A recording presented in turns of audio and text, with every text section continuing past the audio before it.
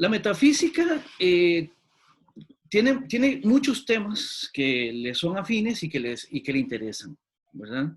Nosotros en el curso nos vamos a concentrar en tres líneas, digamos, grandes, que son, por un lado, la ontología, por otro lado, la cosmología y por otro lado, la teología, que va a ser o bien natural o bien racional, dependiendo de cómo la abordemos, ¿verdad?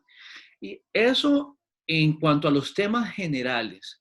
En cuanto a cómo los vamos a abordar, ahorita simplemente quisiera hacer una aclaración que es la siguiente. ¿Se acuerdan que en la clase pasada habíamos hablado de que cuando estamos tratando de ver qué es lo que son las cosas, ¿verdad? ¿Qué son las cosas? Eh, y cuando estamos también refiriéndonos a cómo conocemos las cosas, estamos haciendo un tránsito que va desde desde la teoría del ser, que ahorita vamos a ver ese tipo de cosas con qué tiene que ver, a la epistemología. Y también eso va a tener un entronque especial con la manera en que nosotros generamos explicaciones a propósito de lo que decimos conocer. Entonces también tiene que ver con las reglas mediante las cuales nosotros podemos argumentar para mostrar, por ejemplo, explicativamente, para generar una explicación en la que se muestre, y si somos bastante buenos en eso y si tenemos los fundamentos, para poder demostrar también que lo que estamos diciendo es de la manera en que estamos diciendo. Entonces, va a haber en estos temas también una correlación muy interesante, muy cercana, entre lo que es metafísica por un lado, eh, epistemología por otro y lógica en última instancia. La metafísica se da lo que lo que nos permite proponer explicativamente qué son las cosas. La epistemología nos va a permitir también enfrentarnos al problema de cómo conocemos lo que conocemos de las cosas, de modo que podamos decir lo que las cosas son. Espero que vean la relación. O sea, vamos a ver, sería muy extraño que nosotros podamos afirmar que algo es una cosa, que algo es lo que es, o que es de una determinada manera, y que al mismo tiempo digamos que eso no lo podemos conocer, o que lo que conocemos de esa cosa nos dice que es de diferente manera. Espero que se vaya entendiendo. Por eso es que decimos que epistemología y metafísica no son lo mismo, pero tienen que correlacionarse. Y de la misma manera, lógica, si la entendemos a la lógica como las reglas que tenemos para pensar y en función de esas reglas del pensar, para generar argumentaciones explicativas a propósito de lo que las cosas son y de cómo las conocemos, entonces ahí queda de alguna manera ya establecido que esta relación entre epistemología y metafísica implica también una relación estrecha con la lógica que nos permitiría hacer explicaciones de cualquiera de ambas. Por eso me parece que siempre estas tres deberían, no siempre lo son, pero deberían ser, por así decirlo, o aportar criterios de control entre unas y otras. O sea, yo no puedo decir que conozco algo y después decir que es de una manera distinta a como la conozco, y al revés. Yo no puedo decir que algo es de una manera determinada mientras la conozco de una manera distinta. Y todo eso está entrañablemente relacionado con la manera de explicarlo, o sea, con las reglas lógicas de la explicación. Espero que esto quede claro. Si tienen alguna pregunta, por favor, me detienen, recuerden, ¿verdad? Profesor, una consulta. Además, adelante, adelante. Donde dice cosmología, no tenemos que entenderla como la cosmología que estudia la física, sino como el orden de todas las cosas que hay estudiando tanto planetas o estrellas como, por ejemplo, las cosas que estudia la química o la biología, o se entiende que es similar a lo que estudia la física con la Hay palabra cosmología. hay una relación, pero ahorita ahorita entramos en esta explicación, Esteban. Profe, Hay una relación necesariamente, claro. profe, Sí, dígame. ¿podrías utilizar eso que dijiste en un ejemplo? O Lo sea, lo de la epistemología, metafísica ajá, y ajá, lógica. ajá, como un ejemplo. Muy bien, vamos a ver. Sí, claro, nada más deme chance, porque debí pensar el ejemplo antes, claro. Claro. Vamos a ver, cualquier cosa que conocemos o que decimos conocer, no sé, a propósito de de como me preguntaba Esteban ahora, ¿ya? Por ejemplo, vamos a ver, el modelo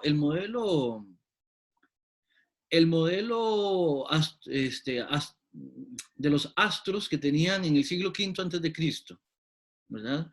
Ellos consideraban que el universo, o que lo que ellos llamaban cosmos, ¿verdad? Ellos no hablaban de universo, ellos hablaban, la totalidad de cosas que existían estaban más o menos modelados de la siguiente manera. La Tierra estaba en el centro y alrededor de la Tierra giraban el Sol, la Luna, los 5 planetas conocidos, de manera más o menos cercana, digamos, ahí en un esquema de funcionamiento, y también a lo más exterior estaban lo que llamaban las estrellas fijas. Para ellos, esa explicación agotaba el, el modelo de lo que hoy llamaríamos universo. Entonces, vamos a ver, epistemológicamente hablando, la explicación que ellos daban estaba condicionada por su capacidad observacional. Por ejemplo, ellos no tenían la capacidad de hacer observaciones sobre, no sé, cosas que estuvieran muy lejos, como hoy podemos hacerlo gracias a que nuestra capacidad de observación ha mejorado o ha cambiado o se ha incrementado, Como un ¿verdad? limitante. Bueno, sí es un limitante, pero entendámoslo como una condición de posibilidad. O sea, hay ciertas condiciones que lo hacen posible y que están determinadas de alguna manera también históricamente. ¿Qué quiere decir eso? Desde el punto de vista epistemológico, la manera en que se puede conocer el mundo está, obviamente, está en función de nuestras capacidades observacionales y explicativas. Entonces, vamos a ver, por sus capacidades, por sus condiciones, los antiguos, en la antigüedad, se podía conocer el mundo hasta cierto punto, hasta cierto límite, ¿verdad? Entonces, a partir de lo que ellos podían conocer del mundo, entonces decían cómo era el mundo. O sea, decían, a partir de cómo conocían, o sea, a partir de sus condiciones epistemológicas, decían lo que el universo es. O sea, metafísicamente hablando, se comprometían con una forma de ser del mundo. Y eso lo explicaban a partir de argumentaciones. Y ahí está la parte lógica. No sé si con eso queda mejor explicado lo que estaba tratando de decir. Sí, ahora sí quedó más claro. Ok, Gracias. perfecto, con todo gusto. Muy bien, ahora sí, entremos en estas tres áreas de la metafísica. Por un lado tenemos la ontología, ¿ya? La ontología, vean que aquí hay dos palabras, en metafísica hay muchas palabras compuestas y muchas de ellas que vienen de la filosofía clásica anterior, antigua más bien, entonces hay muchas que vienen de palabras griegas y latinas. En este caso, ontología, quienes hayan llevado algún cursito de griego básico, creo que van a poder ver las dos raíces, y si no, por lo menos una, ¿verdad? Las cuales son ontos por un lado y logos por otro. La raíz que cualquier persona que haya visto un poquito de griego va a reconocer es esta de logía. Es esta raíz que está en tantas palabras que todavía hoy usamos, ¿verdad? Todas las que tienen que ver con las áreas del conocimiento, o con las partes más metodológicas de las áreas del conocimiento. Por ejemplo, biología, ¿verdad? Astrología, bueno, eso no es científico, pero no importa, igual está ahí la palabra. Y también hemos utilizado la palabra epistemología, ¿verdad? Logía viene de la palabra logos. La palabra logos es en griego una palabra riquísima, es amplísima en las cantidades de significados que tiene, ¿verdad? Y tiene que ver con ese estudio, ¿verdad? Es algo así como, podríamos decir, es un tipo de discurso el logos, ¿verdad? Logos es una palabra, después lo vamos a ver muy, muy puntualmente cuando veamos a Heráclito. Logos viene de un verbo griego que es el verbo legein, que es decir, ¿verdad?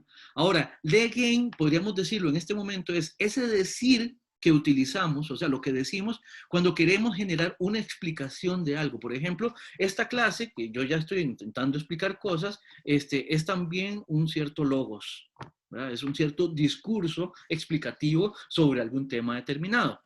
Ahora, en la ontología, ¿cuál es ese objeto determinado? El ontos. Ahora, cuidado con esta palabra. Esta palabra es también crucial en griego. La palabra ontos viene de esta partícula, toon. La partícula toon es lo que llamamos un participio de presente, ¿ya? Lo que es. Esto es lo que significa, ¿verdad? On, así por separado, significa que es. Y el to es este artículo neutro. Vamos a ver, ¿qué es eso de qué es? ¿Qué diablos me está diciendo el profe? Vamos a ver. Por ejemplo, cuando nosotros utilizamos el qué es en una oración, por ejemplo, cuando yo digo, el profesor de metafísica, que es barbudo, ¿verdad? Nos dijo tal cosa. Ese que es, lo utilizaríamos si estuviéramos hablando en griego con este on. ¿Me explico? Entonces, los griegos tienen mucho esta manera de hacer categorías, de hacer conceptos. Toman una partícula cualquiera, en este caso una partícula verbal, y le agregan un artículo, en este caso el artículo neutro, y generalmente el artículo neutro, y convierten ese verbo en una categoría. Ya no es solamente algo que es, sino que estamos pensando de manera abstracta en toón, en lo que es, lo que existe, lo que nos podemos topar por ahí, por así decirlo. ¿Se entiende esto? Yo sé que esto no es fácil de buenas a primera, pero por favor, ¿se está entendiendo? Profe, Sí, dígame. o sea, por el momento sí estoy entendiendo y tal Ajá. vez me esté adelantando, pero ahí luego vendríamos a la pregunta de qué es realmente, ¿verdad? Sí, sí, sí, Sí, exactamente. Pero vea que para hacer la pregunta, ¿qué es? Necesitamos esto. sí, Sí, sí, sí. efectivamente. Entonces, la ontología, bueno, y otra cosa, la ontología se ocupa de objetos, de objetos que tienen algún nivel de determinación. Después vamos a ver qué significa eso, ¿verdad? Aristóteles, que es el que, en el que vamos a encontrar esta fórmula, el toón, van a ver, eso es impresionante en Aristóteles, decía esta cita, la leo simplemente, hay una ciencia que estudia lo que es toón, ¿ya? En tanto que algo que es, y los atributos que por sí mismo le pertenecen. Entonces, la ontología es esa parte de la metafísica que se va a preocupar por los objetos, por las cosas que son, y en tanto que son por las cosas que existen. Por eso la pegó bien Marco cuando dice que tenemos que preguntarnos primero qué es, o sea, qué existe. Esa pregunta es ontológica. Es una pregunta con pretensiones que en su explicación es una pregunta ontológica. ¿Se entiende? ¿Alguna pregunta a propósito de esto? No, todo está clarísimo. Bien, en ese sentido, la ontología es algo que se refiere a las cosas. Vamos a ver en qué sentido más adelante, ¿verdad? Puede ser cosas concretas, como por ejemplo la silla en la que estoy sentado, que ya hemos hecho algún ejemplo sobre la silla, y puede ser con algún nivel de abstracción. Por ejemplo, cuando yo pregunto por qué es lo que hace que una silla sea una silla, es una pregunta también ontológica. ¿Por qué? Porque me estoy preguntando por el objeto en tanto que algo que es y a partir de sus atributos. Entonces, después, cuando veamos a Aristóteles, le vamos a meter un poco más de contenido a esto, pero ahorita podemos quedar con que la ontología es la preocupación general sobre las cosas, en tanto que son existentes. Muy bien, ahora ya le voy a poder responder a Esteban cuando me preguntabas por la cosmología. Con la cosmología tenemos algo parecido a lo que sucedía con la palabra ontología. Tenemos dos raíces también griegas. Por un lado tenemos el cosmos y por otro lado tenemos el logos. Ya vimos que logos es este discurso explicativo sobre algo. Ahora, ese algo sobre lo cual vamos a hacer un discurso explicativo es el cosmos. ¿Qué es el cosmos? Cosmos es una palabra que se puede traducir directamente como orden. como orden. En este sentido, orden del mundo, orden del universo, orden del cielo, el orden o desorden de un cuarto tiene que ver con un cosmos también, ¿verdad? Por eso también es el cosmos de las cosas humanas, etcétera, ¿verdad? Vean aquí dos cosas. La primera, el cosmos es para los griegos ese orden en su versión más general, en su versión más amplia, es la totalidad. En el caso de ellos, era esa totalidad, ojo, ordenada, que ellos veían y conocían. ¿Por qué les digo ojo con esa totalidad ordenada?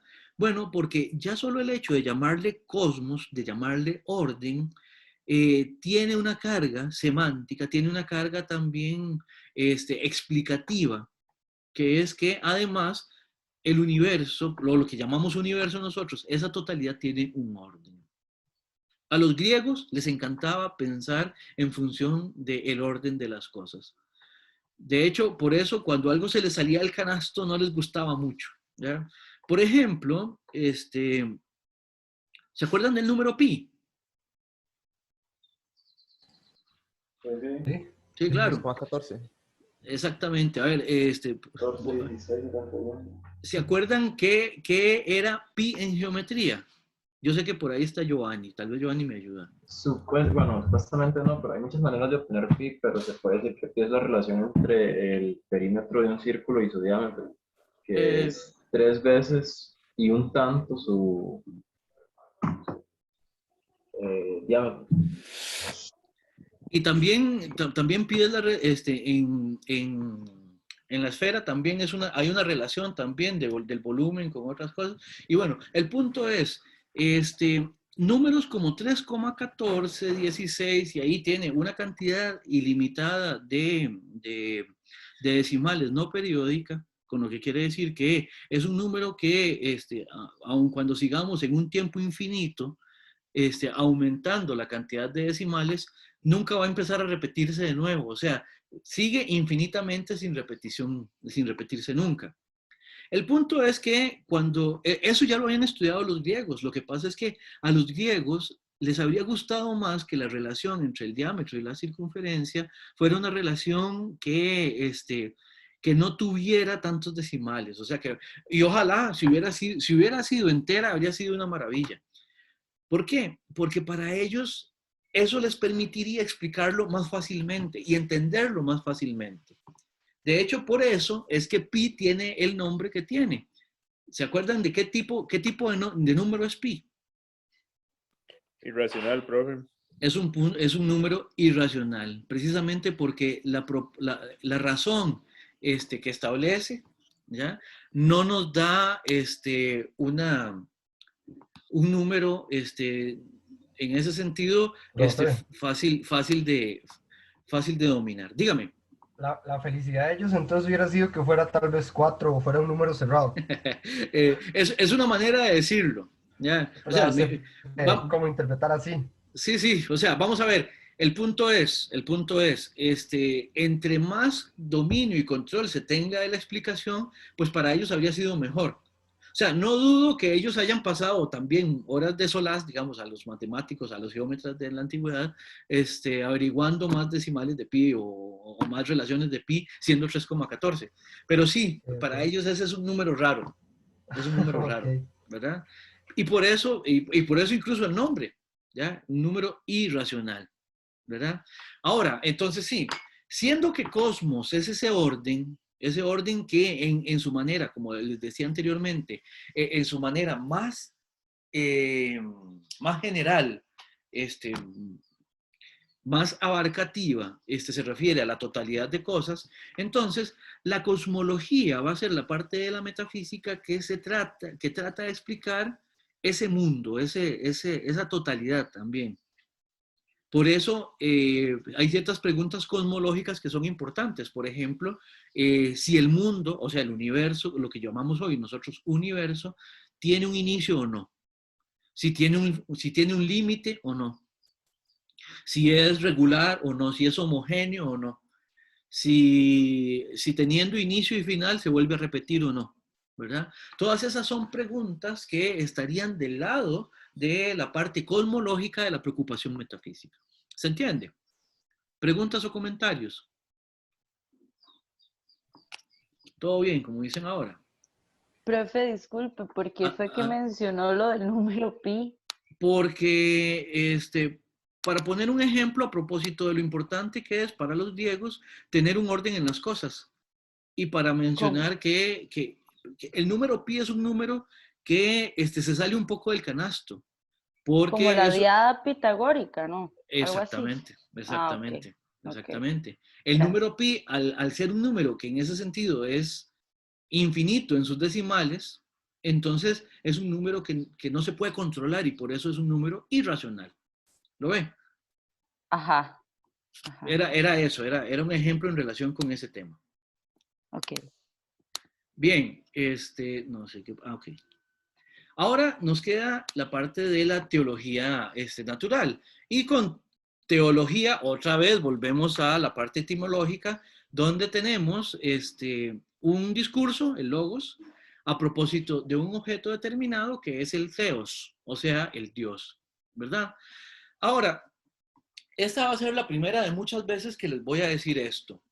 Tratemos de concentrarnos en el problema teológico, en el curso, en los alcances y las limitaciones que tiene esto como tema de reflexión en el sentido metafísico, que tiene que ver generalmente con el problema de Dios como la primera causa o como la causa absoluta de todo, ¿verdad?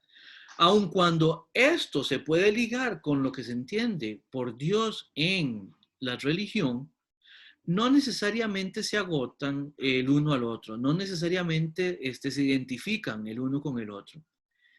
Entonces, el problema filosófico de Dios tiene que ver con si hay o no una primera causa del mundo y cómo esta primera causa se relaciona con ese mundo. Después a eso se le pueden agregar contenidos de otras índoles, por ejemplo, místicas o religiosas o ficcionales o lo que ustedes quieran. Pero el problema de lo teológico es también un problema de índole metafísica y en ese sentido de índole filosófica. ¿Se entiende? Profe. Dígame. O sea que no, lo que intenta preguntarse es la causa, el principio de la existencia. O sea, ¿qué fue lo que provocó la existencia? Exactamente, si la hay. Si la hay una primera causa o si simplemente de la mera necesidad surgió todo. Eso lo podemos ir viendo con ejemplos a lo largo del curso. Ya veremos qué significa eso. Ok. Muy bien. ¿Alguna pregunta con esta primera? Ya con esto se nos acaba la primera presentación del curso. Entonces, antes de pasar a la segunda, quisiera ver si tenemos alguna pregunta, algo que quieran que retome. Profesor, una consulta. En el apartado de ontología, cuando se dice que se estudia lo que es en tanto que es, se entiende que se está refiriendo a cosas materiales, caballos, montañas, etcétera. O, por ejemplo, por poner un ejemplo, una pregunta es, Bueno, sucede, yo estoy haciendo una pregunta, se sí, estudia claro. también las preguntas, por poner un ejemplo, el amor, etcétera. Sí, es posible. Es posible. Muy buena pregunta, Esteban. ¿Por qué? Nosotros lo que tenemos que hacer es siempre, en el sentido ontológico, es preguntar qué tipo de cosa es aquello de lo que me estoy preguntando. Por ejemplo, ¿qué es una pregunta? Y vea que cuando decimos qué es, estamos partiendo del hecho de que es. ¿Se entiende, Esteban?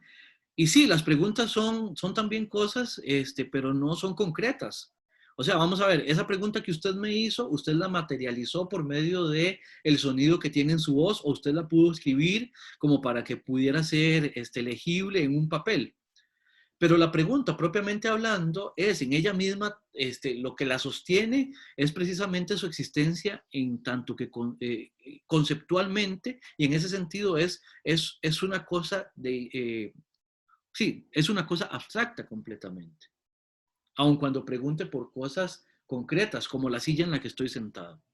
La ontología se preocupa por la manera de ser que tienen todas las cosas que son. En ese sentido, vamos a ver, Por ejemplo, usted me decía, estamos hablando de los caballos. Ahora sí, ¿cuáles caballos existen? Existen, qué sé yo, los caballos esos que uno de pronto ve pasar en la calle.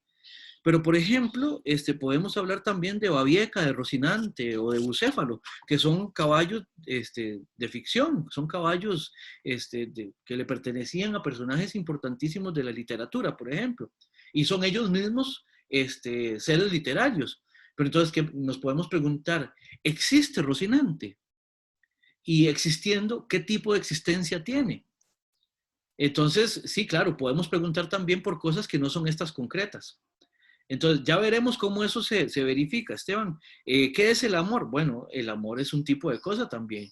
Ahora, uno no se topa el amor por la calle, no propiamente hablando en el sentido de que no existe por fuera de la relación que explicamos con esa palabra, por ejemplo. Otro tipo de existencia que no es concreta, la existencia, por ejemplo, de las entidades matemáticas. ¿Existen los números? Existen. De que existen, existen, pero los números existen como seres completamente abstractos, no existen en la concreción, por ejemplo, en la que existimos usted y yo. Entonces, no sé si con eso le queda un poco más claro, Esteban. Sí, profe, entonces se trata, por ejemplo, usted acaba de ubicar a la pregunta y si la pregunta es algo abstracto, fascinante, es un caballo ficticio o esto es algo real o material, es una tarea de la ontología, ¿no? Ubicar las cosas, digamos. Esto es Efectivamente, abstracto, esto no. efectivamente. Si a mí me dicen, Rocinante no existe, yo entendería de buenas a primeras que efectivamente no existe en la realidad en la que yo existo. Pero si estamos, si estamos hablando de Rocinante, vea que Rocinante tiene un montón de características. Cervantes se encargó de describirlo, ¿ya? Eh, Existe dentro de un universo posible que es el libro del Quijote. Tiene existencia, es un ser imaginario, pero es un ser. No tiene las mismas características de la existencia que tengo yo, por ejemplo, que existo fuera del libro del Quijote, pero de que existe, existe. Por eso es que vea la cita de Aristóteles. La ciencia que estudia los seres que son en tanto que son, los estudian en tanto que son y por los atributos que le pertenecen. Uno de los atributos que tiene, por ejemplo, un ser ficcional es que no existe en la realidad concreta, que existe solamente dentro de un entorno discursivo, lo podríamos decir así. ¿Mejor, Esteban, o mejor ni le cuento? Clarísimo. Perfecto, qué dicha. Y con la pregunta a propósito de la cosmología, ¿quedó ya un poco más satisfecho? También, sí. Muy bien. Tenemos de María José en el chat la pregunta de si si la teleología es una subrama del estudio ontológico o es una rama aparte de la metafísica. La teleología, es algo que vamos a ver también, es la explicación mediante la cual remitimos las cosas a un fin a partir del cual se explican esas cosas. Con Aristóteles lo vamos a ver. Entonces, la teleología es una forma de ser. O sea, eventualmente la teleología nos permitiría explicar esto, lo que algo es y también los atributos que le son propios. Entonces, desde la ontología, desde la cosmología y desde la teología, que son las ramas que vamos a ver en el curso, podríamos hacer referencias teleológicas, María José. Entonces, María José, si tiene alguna otra pregunta, por favor, me la puede escribir en el chat o la puede hacer si gusta, audiblemente. No, ya me quedó clarísimo. Muchas Perfecto. gracias. Muy bien, muy bien. Profe, Dígame. ¿la fenomenología en qué entraría? Depende, podría ser vamos a ver, la fenomenología en sí misma es una rama aparte, pero que por supuesto que también tiene vinculaciones con la metafísica, tiene vinculaciones también con la ética, y también podríamos decir que tiene vinculaciones con la estética, ¿verdad? Con un montón de cosas, ¿verdad? Con Kant vamos a ver lo que es fenómeno, que a partir de ahí como que empezamos a darle un rastreo a esa palabra. Y propiamente hablando, después de Kant, quien mete ya la palabra fenomenología como algo importante es Hegel, ¿verdad? Y después, a partir del siglo XX, adquiere una importancia que es vital, ¿verdad? Entonces, la fenomenología podría eventualmente ser abordada a partir de ciertos temas desde la metafísica, por supuesto. Gracias. Con gusto. Voy a decir una última cosa que se me quedaba de esta lámina, y es que cuando estamos hablando de las cosas, en tanto que cosas que son, también tenemos que remitirnos al ser, a la permanencia y al cambio. En la clase pasada, Carla y alguien más había mencionado el ejemplo de la barca de Teseo, ¿era? Por ahí yo, está. profe. Sí, Steven. Sí, vean que eso ya estaba de alguna manera prevista en la presentación. ¿Cómo se puede explicar el cambio? Yo lo había hecho en función de los templos nórdicos que están completamente hechos de piezas de madera y que se pueden sustituir. Entonces, volviendo al ejemplo de la barca que ya habíamos visto en la clase pasada, ya no es solamente el hecho de que las piezas de la barca se pueden reemplazar entre sí, sino que incluso imagínense que las piezas que le quitamos a la barca las vamos guardando. No sé, alguien que se ponga ahí medio nostálgico y que quiere ir guardando todas las piezas. Y digamos que llega un momento en que hemos reemplazado absolutamente todas las partes de la barca y que las piezas originales también las tenemos ahí guardadas. Y a alguien se le ocurre, ¿y por qué no la volvemos a armar? Y entonces se toman todas las piezas que estaban ahí medio deterioradillas, pero las volvemos a armar la barca. Pero cuidado, la barca la habíamos reparado al punto de que le habíamos quitado todas las piezas y la habíamos desarmado por completo. Entonces la pregunta es, ahora, ¿cuál es la barca? ¿La que habíamos reparado y le habíamos quitado todas las piezas o la que volvimos ahora a armar con las piezas originales? ¿Hay algún criterio para definir eso? Bueno, eso lo vamos a ver cuando veamos el problema del ser, la permanencia y el cambio. Así que esa pregunta les recomiendo que la dejen ahí marinando para ver cómo nos va cuando veamos ese tema. Profe, ¿no Dígame. es que Heráclito tiene, o bueno, en un fragmento trata algo similar, como dice como que nadie pasa 2 veces por el mismo río porque no es el mismo río y no es la misma persona? Me parece que decía algo así. Efectivamente, y también Parménides dice que realmente el cambio es una ilusión. Entonces vamos a ver qué nos permiten pensar estos dos autores a propósito de exactamente la misma pregunta. Ok, perfecto. Muy Profe, bien. ¿eso no tiene algo que ver con la esencia que tienen las cosas? Podría relacionarse si es que estamos dentro de una explicación esencialista, por ejemplo, en Aristóteles, ¿verdad? Si estamos situados fuera de Aristóteles, tendríamos que recurrir a otro tipo de explicación. Pero sí, podría tener que ver, Sharon, con eso. Es muy buena apreciación. Gracias. Con gusto, con gusto. Muy bien, muy bien. Vamos a ver, como les estaba diciendo, otro poco de conceptos que van a ser importantes. Empecemos con lo que vamos a llamar también el problema de la modalidad entre necesidad y contingencia. Esta segunda parte de nociones generales tiene que ver con ciertos conceptos que son como una especie de diccionario que yo les recomiendo que se repasen y que lo lleven en acompañamiento con todo el curso, ¿verdad? Empecemos por la diferencia entre necesidad y contingencia. La necesidad es, vean, dijimos que era un problema de modalidad, o sea, que tiene que ver con formas de ser. La necesidad es algo que aparece ahí y que condiciona la forma en que son las cosas. Decimos que la necesidad es la cualidad que tiene algo. Si ese algo no puede no estar ahí, si ese algo no lo podemos pensar como inexistente, o sea, como si algo es necesario, si no puede no ocurrir.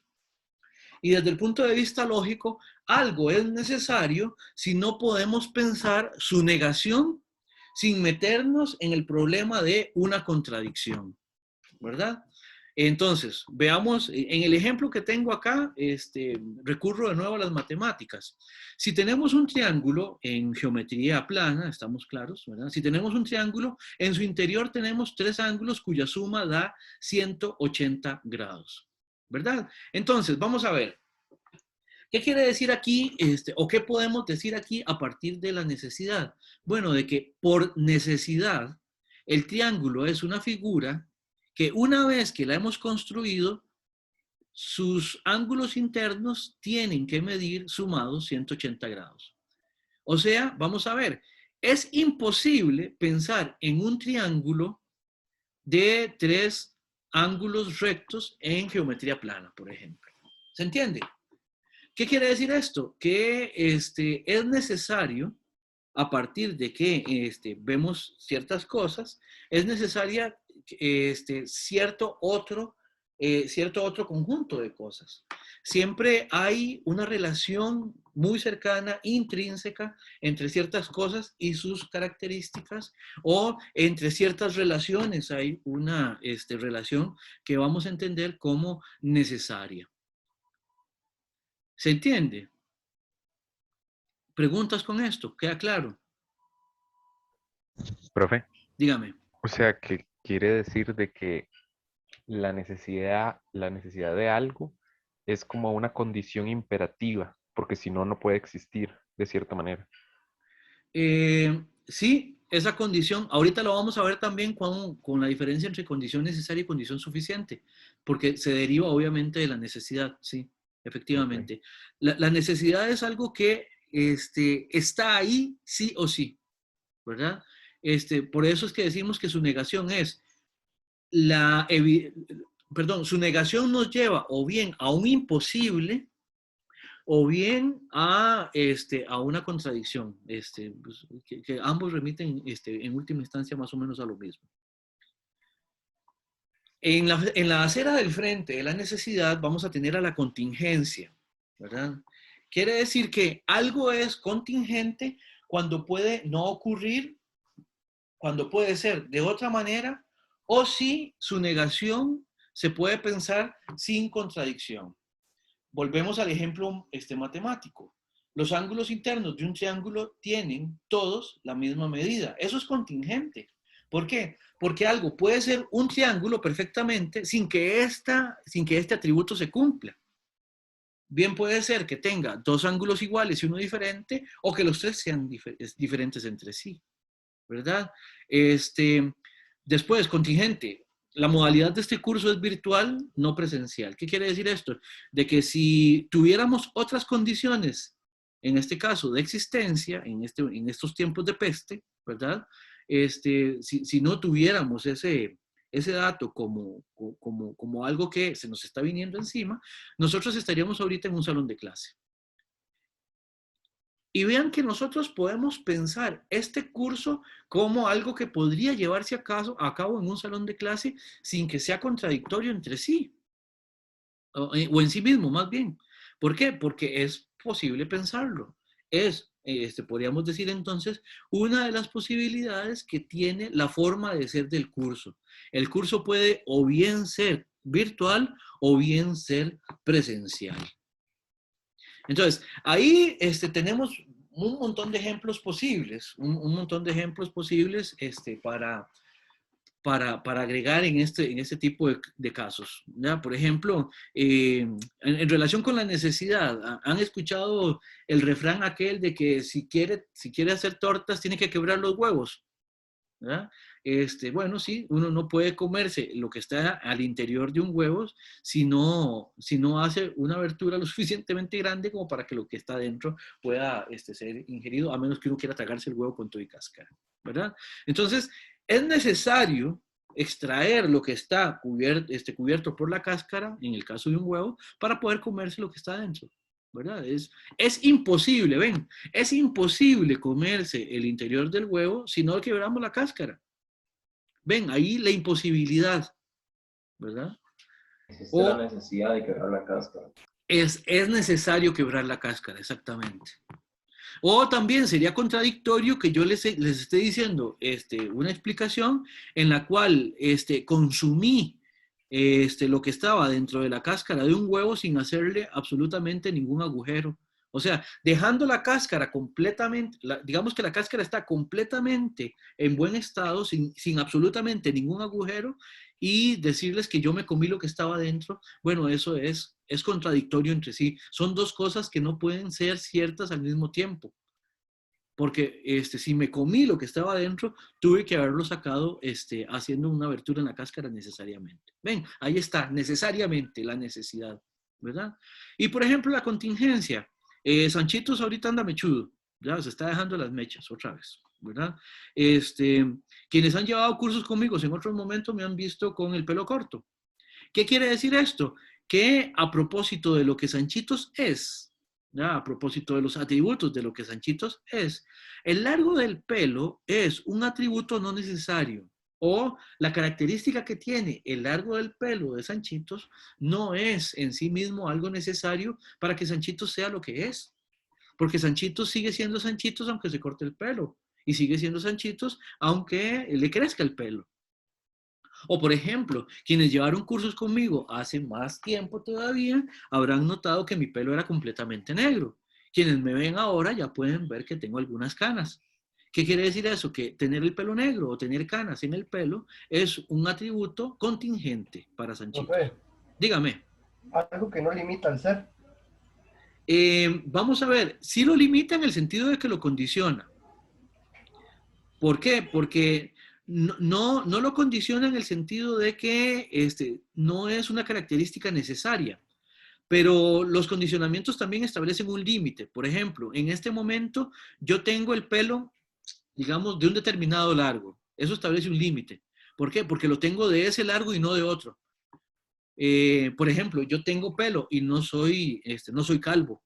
Entonces, establece una forma de ser que de alguna manera me limita, en tanto que determina lo que soy también. Pero esa delimitación no es necesaria. ¿Por qué? Porque puede cambiar. O sea, yo puedo raparme la cabeza y quedar pelón, y eso no es un problema para que yo sí continúe siendo lo que soy. ¿Sí, Profe, José? una consulta. Dígame. Claro, claro. Profe. Dígame. Sí, por poner un ejemplo, que tengo una duda. El gol de Maradona es contingente porque yo podría, a los ingleses, ¿no? Porque yo podría pensar en un mundo posible, como dicen los analíticos, donde él no metió ese gol. Pero por otro lado, podría decir que es necesario que en nuestro mundo fuera, que se diera ese gol, porque no estoy hablando de un mundo posible, sino de nuestro mundo. Entonces, Sí. podría darse ese caso. Sí, nada más haría una precisión, Esteban, que ese gol se diera en nuestro mundo era contingente. O sea, vamos a ver, ahora, una vez dadas todas el conjunto de condiciones que se dieron para el gol de Maradona en ese Mundial de México 86, dadas esas condiciones, se hizo posible y efectivamente, y además se hizo efectivo, ¿verdad? Porque una cosa es la posibilidad de algo, otra cosa es que a partir de la posibilidad algo se lleve a cabo, ¿verdad? Y cuando todo eso ocurre, entonces estamos ante un hecho, digamos, dado en el mundo.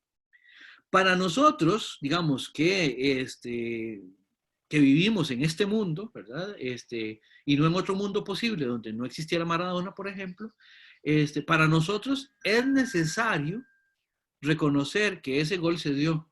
¿Por qué? Porque ya ocurrió. Descartes tenía un dicho de que una de las cosas de las que podemos estar seguros es de que lo que sucedió es necesario, ¿verdad? Entonces, lo que ya pasó necesariamente está ahí. O sea, vamos a ver, no, está ahí por necesidad. ¿Por qué? Porque ya ocurrió, ¿verdad? Ahora, cuando algo es mera posibilidad, puede darse o no darse. Hasta que no se efectuó el gol de Maradona, era contingente. Está condicionado y está en función de un montón de factores que lo hacen posible, que ahorita vamos a ver con qué otro concepto importantísimo se relaciona a esto. Ahora, podemos pensar otros mundos posibles a donde no existiera el fútbol, a donde nunca hubiera existido Maradona, a donde aún cuando existiera el fútbol y Maradona, ese partido, por ejemplo, lo hubieran ganado los ingleses 3-0, por ejemplo. Eso es posible de pensarse. ¿Qué quiere decir eso? Que la composición de esos mundos es en sí contingente, de cada mundo por separado. ¿Sí, Esteban? Perfecto, gracias. Muy bien. ¿Alguien más tiene una pregunta? Profe, Dígame. digamos, en la reflexión que hacíamos del barco, podríamos decir que también esto de necesidad y contingencia nos podrían ayudar a explicar al final de cuentas cuál de los dos es el barco, porque tendríamos que pensar en qué es lo que necesariamente hace a ese barco, porque incluso la madera que utilizamos, la que guardamos de las piezas viejas, construimos otro barco, pero posiblemente este barco tendría otra forma. Entonces, ¿qué hace al barco? ¿La forma o el material? Ay, buenísimo, buenísima la observación. Por cierto, Diana, usted es la Diana que había llevado ya cursos conmigo. Ya yo a usted la conozco, ¿correcto? No, señor, no, señor. No, tuve una estudiante que se llamaba Diana Espinosa. Mucho gusto, Diana. Mucho gusto, profe. Perfecto, casi le pregunto por su hija, pero no. Vamos a ver, ¿qué es lo que hace el barco? ¿Su materialidad o su conformación? Bueno, eso habrá que discutirlo, Diana, pero en este momento, a estas alturas del curso, todavía no hemos aportado desde el curso las herramientas para dar una respuesta. Entonces, dejémoslo marinando y veamos eso con Heráclito, con Parménides y con Aristóteles, ¿le parece? Está bien, profe, me parece. Perfecto. Y si no, me lo recuerda, por favor. Ok. Voy a apuntarlo en un papelito por ahí. Muy bien, muy bien. Ahí, cualquier cosa, si no, me manda el papelito por correo para que yo lo reciba también. Muy bien. ¿Alguna otra pregunta? Sí, profe. Por favor. Qué pena. Ninguna pena. ¿Podría entenderse la necesidad como un acto y la potencia como, y la contingencia como una potencia o nada que ver? A ver. No necesariamente, María José, porque, vamos a ver, la necesidad común. No, porque hay ciertas posibilidades que son necesarias, pero no necesariamente están ahí. Por ejemplo, yo le puedo decir a usted, necesariamente, si yo quiero adelgazar, tengo que hacer más ejercicio. Ahí estamos hablando de algo necesario, pero que está en potencia. ¿Por qué? Porque yo todavía tendría que ponerme disciplinado y ponerme a hacer ejercicio. ¿Me explico? Es necesario que yo haga ejercicio si quiero adelgazar, por ponerlo de alguna manera, ¿verdad? Pero no porque sea necesario para que yo adelgace, quiere decir que ya está ahí en acto. Y cuando veamos a Aristóteles, vamos a entender qué significa esto del acto y la potencia. O sea, la necesidad no es algo que está haciendo.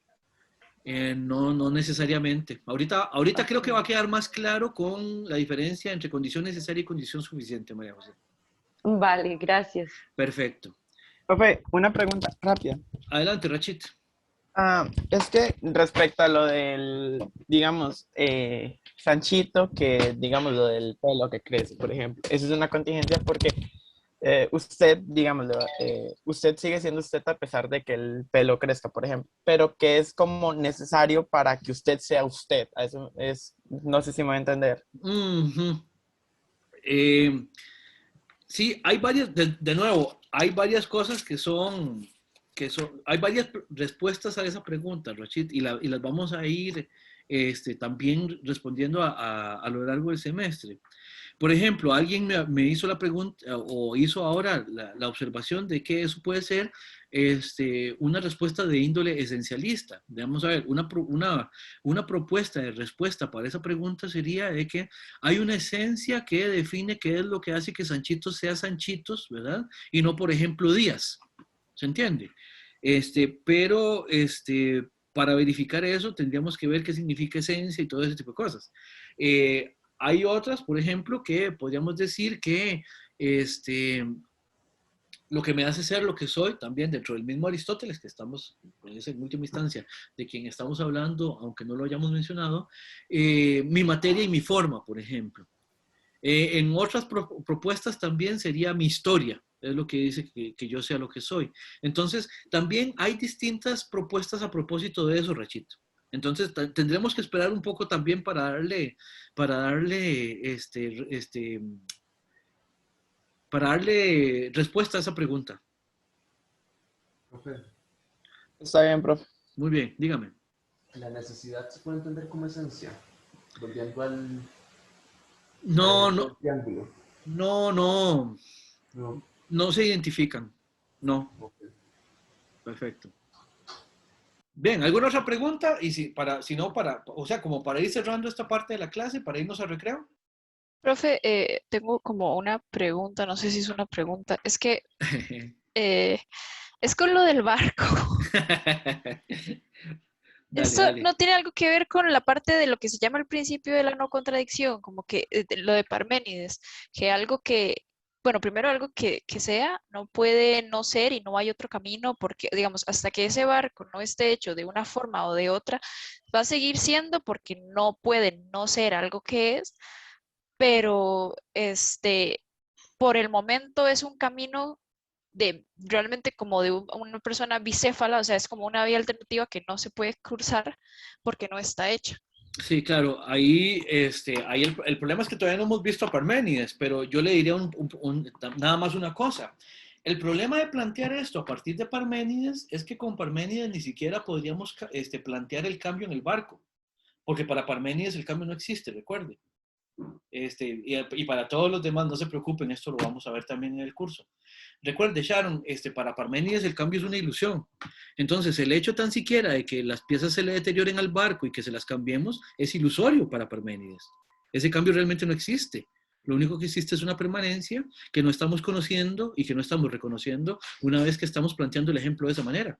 Entonces, Parménides nos regañaría por eso. ¿Qué le parece esa respuesta por ahora? Sí, entiendo. Sí, tiene razón. O sea, plantearlo. Bueno, es que yo lo estoy viendo porque yo lo llevé el semestre pasado y es muy confuso verlo desde Parménides porque es como algo que ya de por sí no se puede plantear. Vamos a ver. Aquí vamos a ver a Parménides también. Vamos a ver si la confusión aumenta. Es una posibilidad. Profe, algo rápido. Claro. Sí, eso de Parménides es como, me suena un antirreduccionismo, porque muchas veces hay reduccionistas que dicen, no, la silla no existe, lo que existe son átomos. Y aquí es como, no, el barco no existe, lo que existe es algo aún más grande, que no se mueve, o no es igual. En Parménides creo que no es esa la vía explicativa.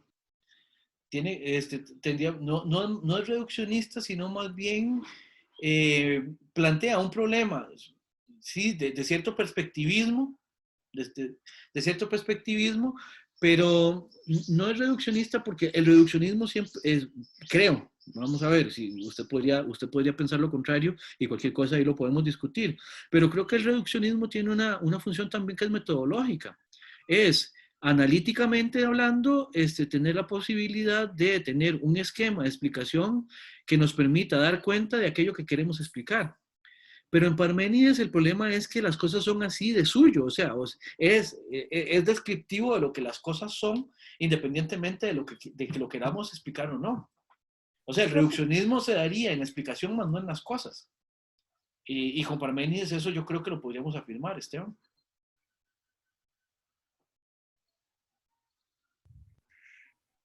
Sí, más o menos. Perfecto. Ok, ahora sí, ¿quién iba a hablar? ¿Alguien? Me escuché como una voz femenina.